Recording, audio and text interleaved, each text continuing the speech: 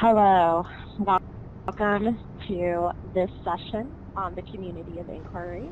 My name is Emily Skaggs, and we have just completed our weekly quality check. So let's get started. I do want to remind you, please make sure that you have your Do Not Disturb sign and you close the door. Make sure that you also have turned off your cell phones. Now, for my virtual students, welcome.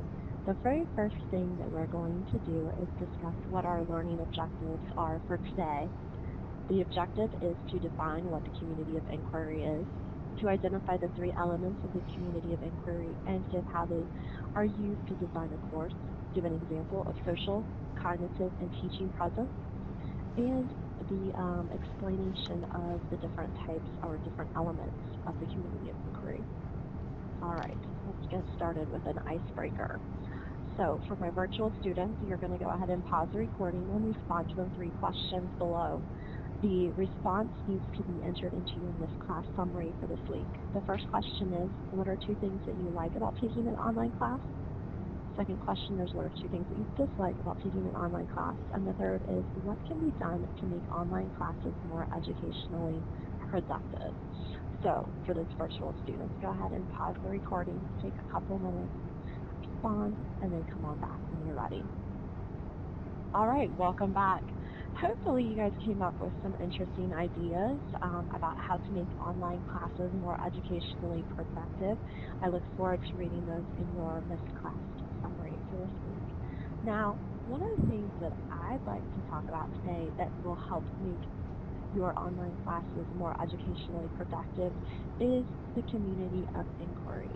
And so to get started, we're going to explore what is the community of inquiry and why can it help us create these more educationally productive online classes.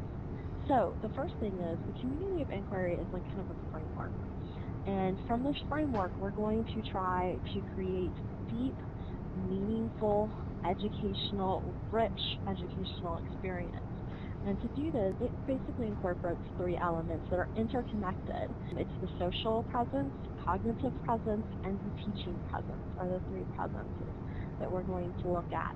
Now, the first thing that I'd like to do is to go ahead and we're going to take a little web tour, and hopefully this work. If it doesn't, I am publishing the URL in the chat so that you can go ahead and watch it. So I'm going to go ahead and stop talking and hopefully it'll work for you. Okay, well, hopefully that worked for you in either one of two ways. You watched it during our web tour or you were able to go down to the chat and grab up the link and watch it on your own.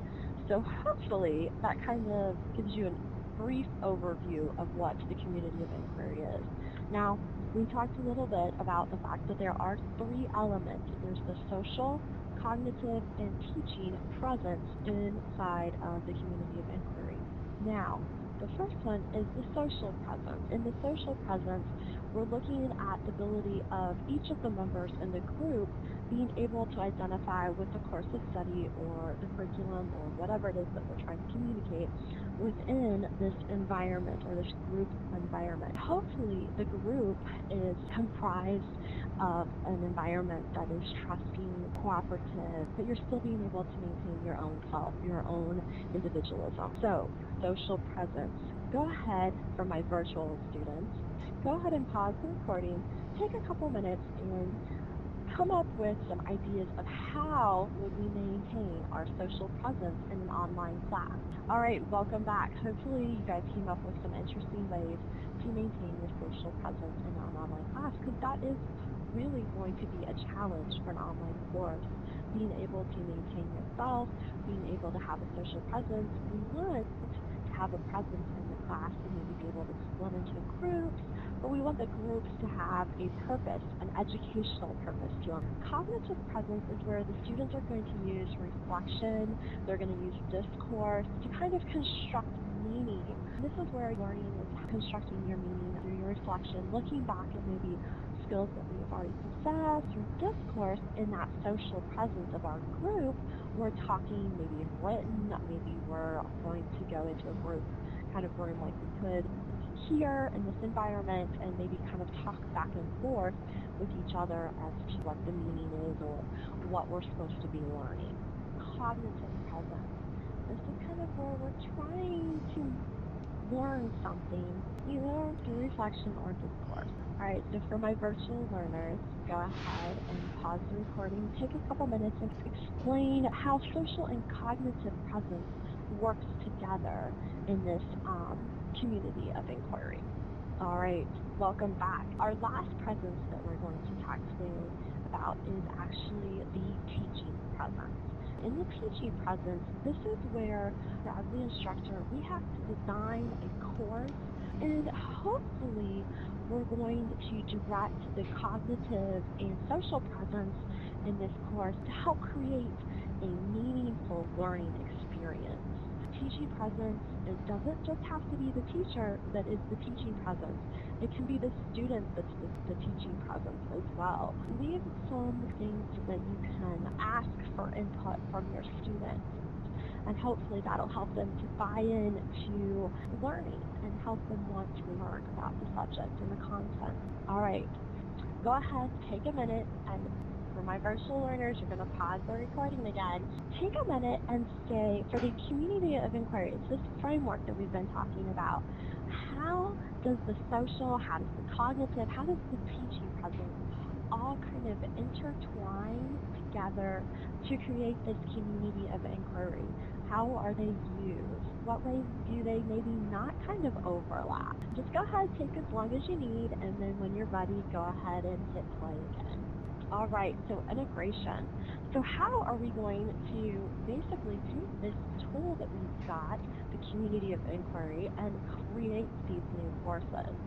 Now, obviously, as the teacher, we have some sort of discipline that we're going to try to create a course for.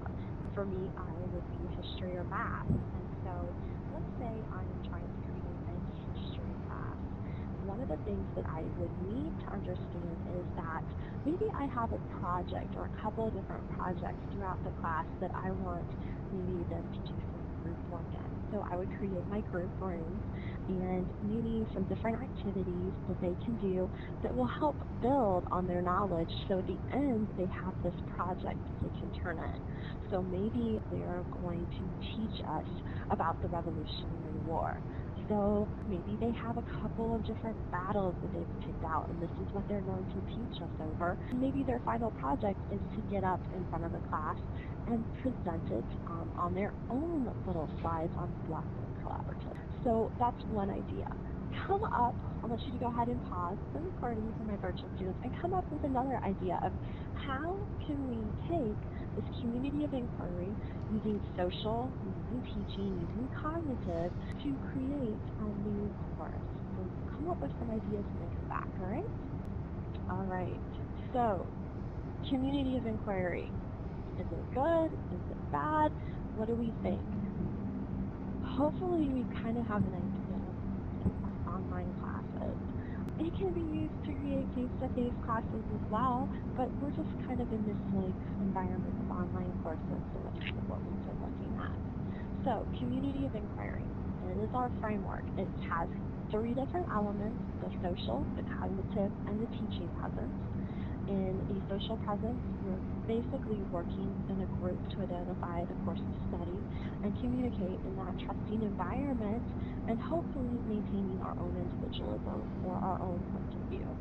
Cognitive presence is where we're going to use reflection and that discourse to construct kind of a meaning for what we have learned.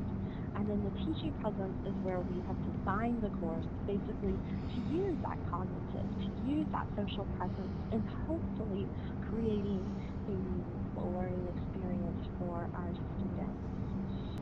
Thank you so much for your time today. Hopefully you have gotten some good ideas of how to use this, and hopefully if you have any questions, please feel free to reach out to me by email, and I'd be more than happy to answer those questions.